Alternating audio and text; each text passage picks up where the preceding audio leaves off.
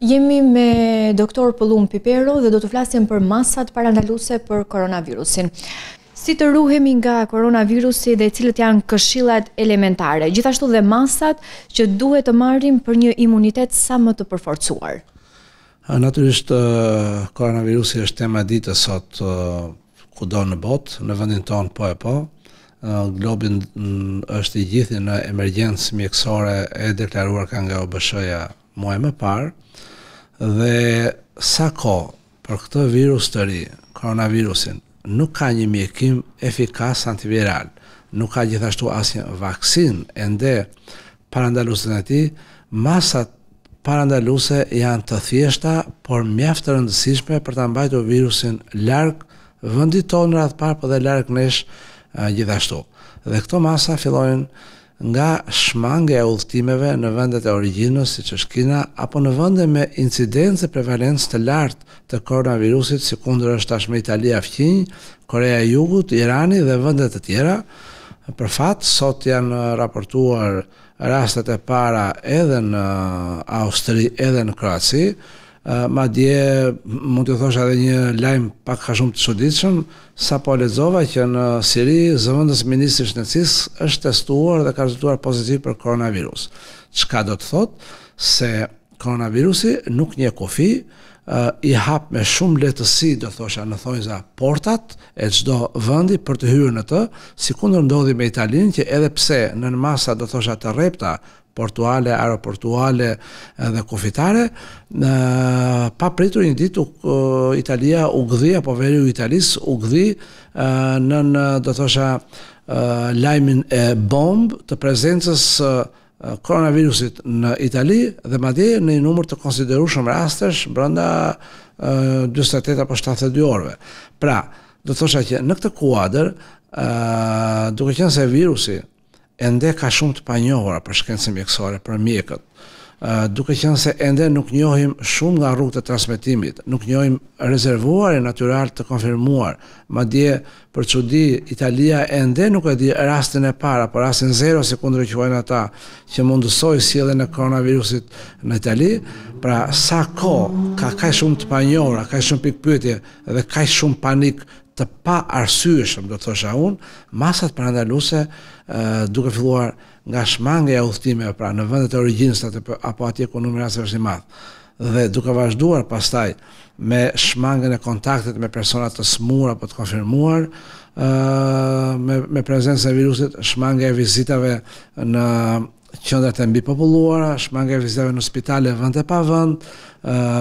higjiena personale duke filluar nga larja e duarve sa më shpesh me ujë dhe sapun, mbajtja e një shamie apo një fasolete apo qoftë të mëngës së dorës së para krahut përpara fytyrës kur të shtim apo kur kollitemi, kat peceta e hedhur në koshën e plera, pra në kosha plesh të mbyllura mundësisht, konsumimi sa më shumë lëngjeve, do thosha në këtë periudhë, janë disa nga masat në duke të rëndopta, po shumë të rëndësishme për ta mbajtur virusin larg. Pra janë shumë të rëndësishme për ta mbajtur virusin larg, duke përfshirë këtu edhe kujdesi që duhet të tregojmë për suprinat apo për objektet e përditshme në kontakt me ne, sikundër është tavolina, objektet e tjera, sepse duke folur, qoftë edhe me ju, duke punuar aty, duke komunikuar me njerëz gjatë ditës spërklat e pështymës që bien mbi objektet që na rrethojnë, ngelen aty nëse përmbajnë virusin për disa orë, ka studime i thonë edhe disa ditë. Pra, gjithçka që na rrethon mund të jetë një objekt i rëndësishëm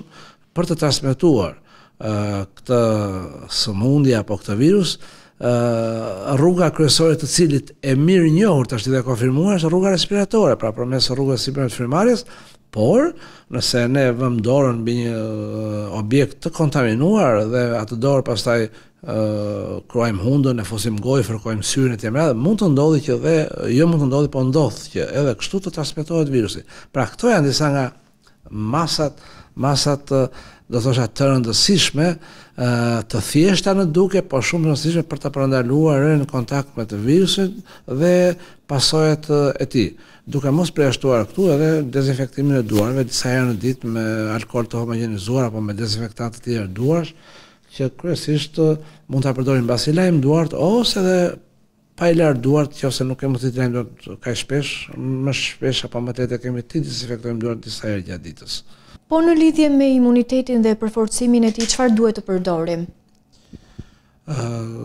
Pyetja është me vend, sëmundjet virale përgjithsisht sulmojnë apo e fitojnë betejën me persona me imunitet të kompromentuar apo të dobësuar, sikur janë moshat e vjetra dhe të smurt kronik. Madje statistikat dëshmojnë që ky virus i ri apo koronavirusi apo COVID-19 dëmet njerëzore i ka bërë pikërisht në këto mosha dhe në të smurt kronik. Natyrisht,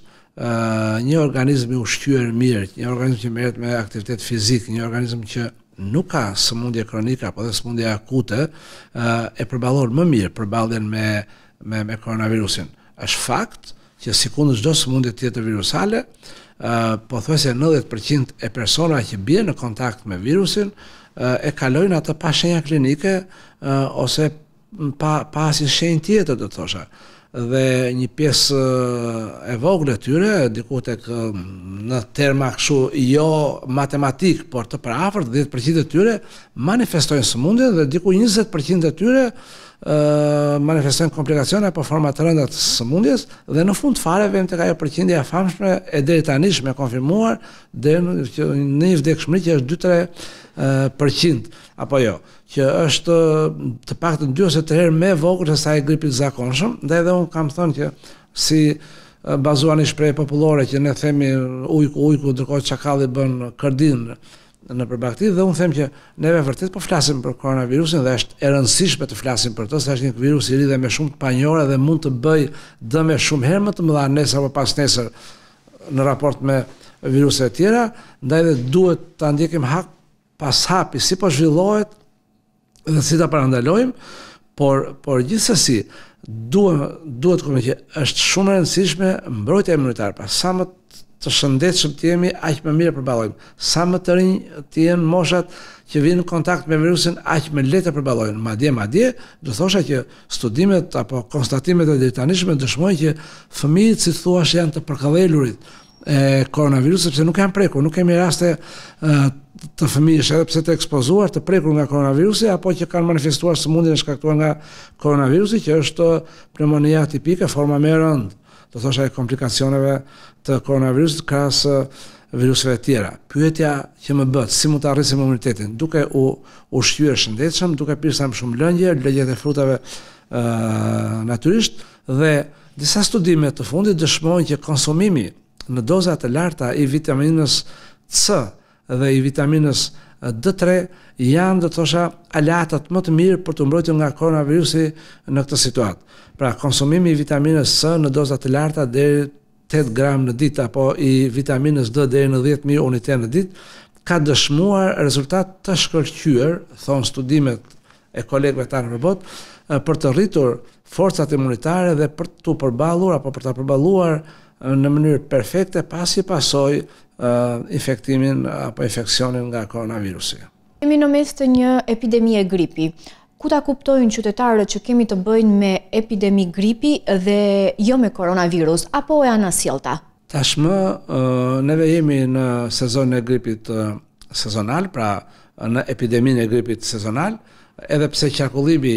i virusit ashtu konsiderohet normal brenda sezonit, pra jemi dhe të gjithë qytetarët e dinë që gripi i zakonshëm është tashmë, qarkullon tek neve. Ajo që nuk dim është kemi apo s'kemi koronavirus, dhe mundësia për ta diferencuar është shumë e vogël, sepse edhe për mjekun është shumë e vogël, sepse shenjat klinike janë të ngjashme. Temperatura, kolla, dobësia trupore, dhimbja e gjoksit e tjera, dhe diferencën në këtë rast e bën vështirësia në frymarrje. Pra, ndryshe nga gripi i zakonshëm, edhe gripi i zakonshëm jep pneumoni dhe bronkopneumoni, por nuk jep vështirësi në frymarrje në kuptimin që japin koronaviruset, siç është SARS-i, MERS-i apo COVID-19 apo koronavirusi i ri. Kjo është diferenca që bëhet. Dhe ka dhe një gjë apo një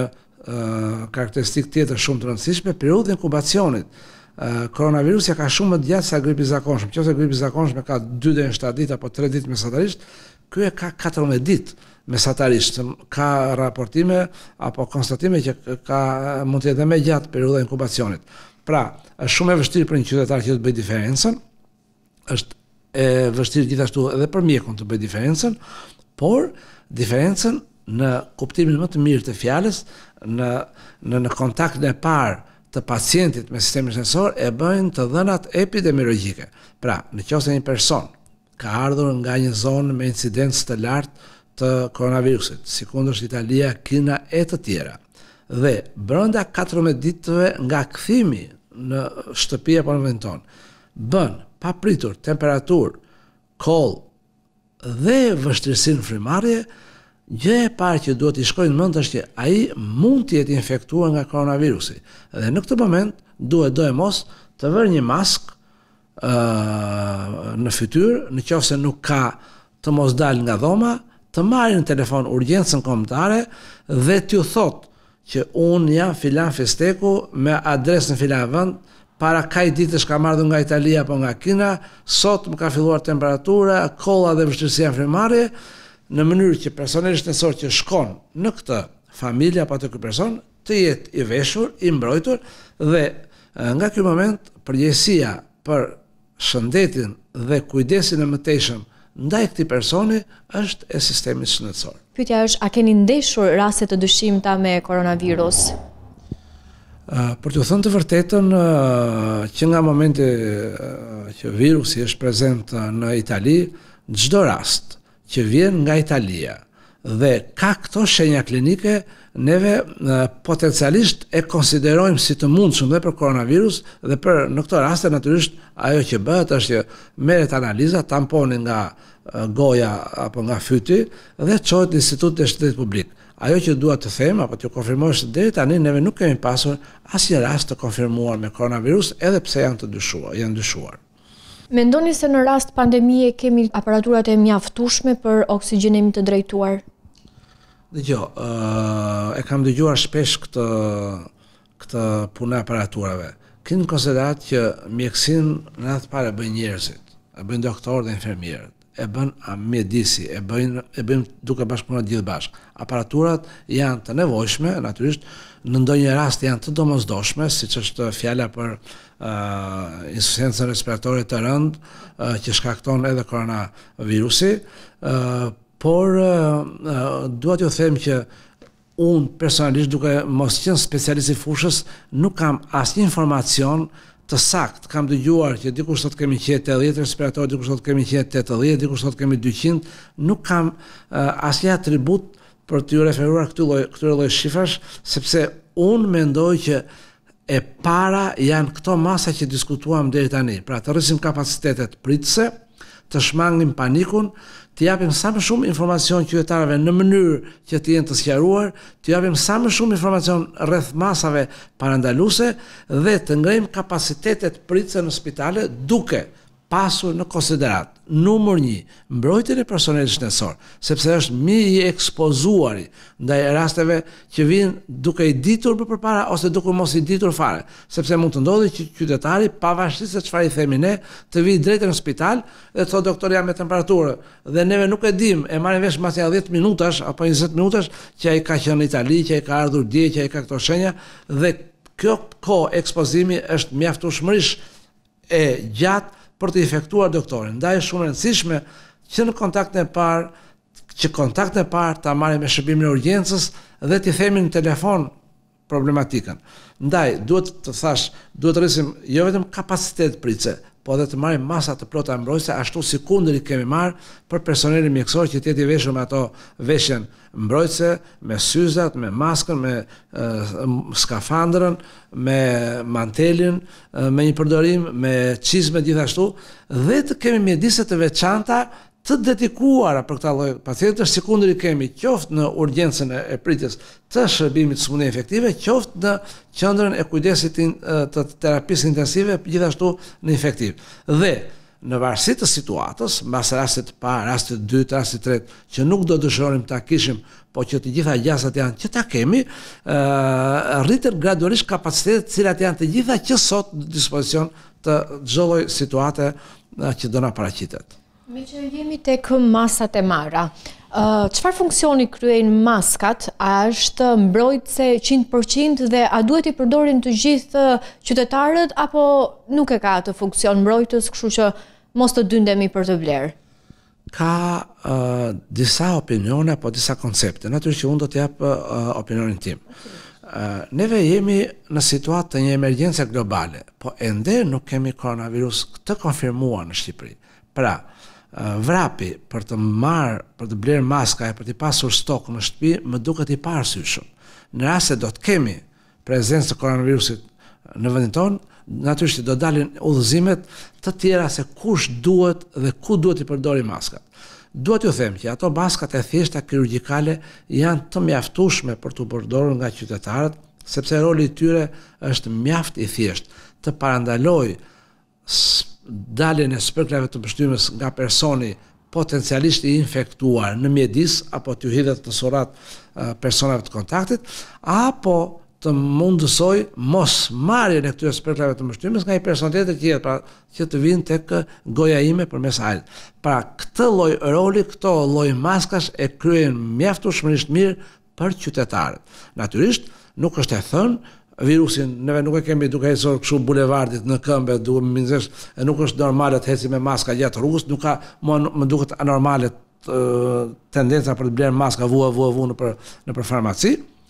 Por, natyrisht, në rast se konfirmohet rasti i parë, do t'ju themi qytetarëve që kujdes, kur vini në spital duhet vini mask, kur vini te efektivi mundësisht të vini 2 maska, mos hajdeni pa arsye shumë të forta sepse nuk është e rekomandueshme, shmangni transportin publik mundësisht, nëse do udhtoni me to vendoseni maskën etj. Pra, nëse shkoni në një qendër tregtare vendoseni maskën, por kjo vlen mbasi të konfirmohet rasti i parë. Në rastin e ne nuk kemi raste, nuk ka arsye të krijojmë stok në shtëpi duke qenë stoku në dyqan dhe madje duke mos e përdorur ashtu si duhet. Duhet të sillen konsiderat tjetër këtu. Pra, nëse e them që maskat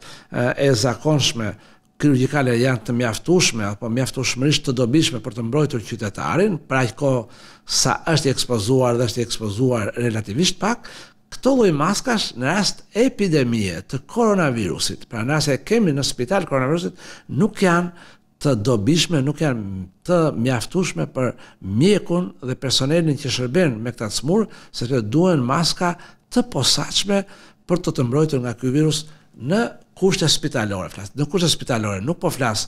për qytetarët, sepse koha e ekspozimit të qytetarit me qytetar tjetër potencialisht të prekur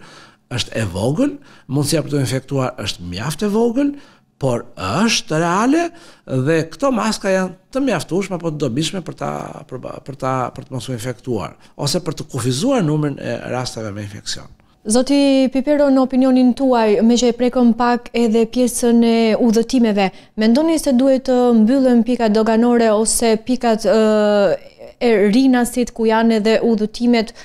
Faktikisht në një ditë vinë rreth 17 avion nga Italia. Edhe unë këtu do të jap opinionin tim, natyrisht e kam thënë edhe diku tjetër që në fund të fundit një vend apo të gjithë neve jemi të detyruar që definitivisht të zbatojmë porosit apo direktivat që vijnë nga OBSH-ja dhe mbi të cilat secili vend, secila qeveri ndërton praktikat e tija. Nëse më pyesni mua si specialist, personalisht jam kundër mbylljes së pikave aeroportuale, jam kundër pezullimit të lëvizjes apo të qarkullimit të njerëzve. Ka praktika si kundër Franca dhe Gjermania që nuk kanë qenë kaq drastike në mbylljen e këtyre fluturimeve, udhëtimeve dhe nuk kanë ende raste autoktone, kanë raste të importuara apo jo raste autoktone. Pra unë jam kundër një praktike të tillë të egzageruar. Përkundrazi, neve duhet ta lejojmë, madje ta lehtësojmë udhëtimin e qytetarëve duke ju dhënë informacion të dobishëm se si ta bëjnë jetën e tyre normale dhe të mos infektohen apo të ruhen nga infeksioni apo nga infektimi prej koronavirusit. Zoti Pipero, shumë faleminderit për intervistën. Faleminderit juve.